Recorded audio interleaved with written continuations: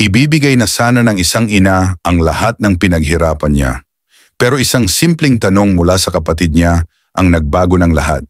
Sigurado ka bang karapat-dapat ang anak mo? Isang araw, nakita ng babae ang kapatid niyang nag-iimpake ng malaking halaga ng pera. Para saan ang pera na yan, ate? Tanong niya. Ngumiti ang kapatid. Ibibigay ko sa anak ko. Gagamitin nila pang umpisa ng negosyo.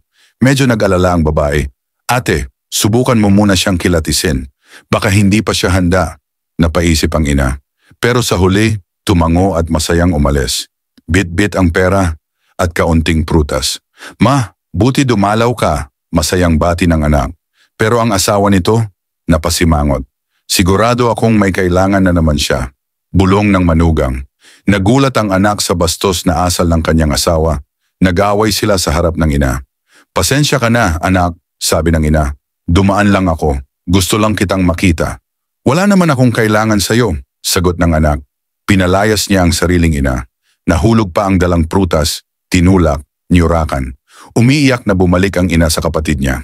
Tama ka, hindi niya ako pinahalagahan. Sa'yo ko na lang ibibigay ang perang to. Ikaw lang ang palaging andyan para sa akin. Niyakap siya ng kapatid at sinabing, hindi ko kailangan ng pera mo.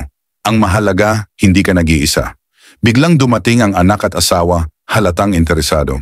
Ma, sorry na. Ibibigay mo ba yan sa tita ko? Sa'yo naman yan. Sa anak mo yan dapat. Pero sa halip na matuwa, humarap ang ina at sinabing, hindi ang dugo ang sukatan ng pagmamahal. Sa hirap at lungkot, siya ang nag-alaga sa akin. Hindi kayo. Napayuko ang mag-asawa. Ang kapatid kahit masakit tumayo at sinabing, tanggapin ko ang pera pero hindi para sa akin. Itatabi ko ito at kung dumating ang araw na kailangan mo, akin na ang responsibilidad na alagaan ka. Napaluha ang ina. Hindi ko man naranasan ang pagmamahal sa sariling anak pero binigyan ako ng Diyos ng kapatid na tunay. Tumulong kayo sa isa't isa sa oras ng pangangailangan at sa ganitong paraan ay matutupad ninyo ang utos ni Kristo. Galatians chapter 6 verse 2. Kung naniniwala kang hindi dugo, kundi pag-aaruga ang sukatan ng tunay na pamilya, bigyan natin ng isang like at paki-share na din ng video.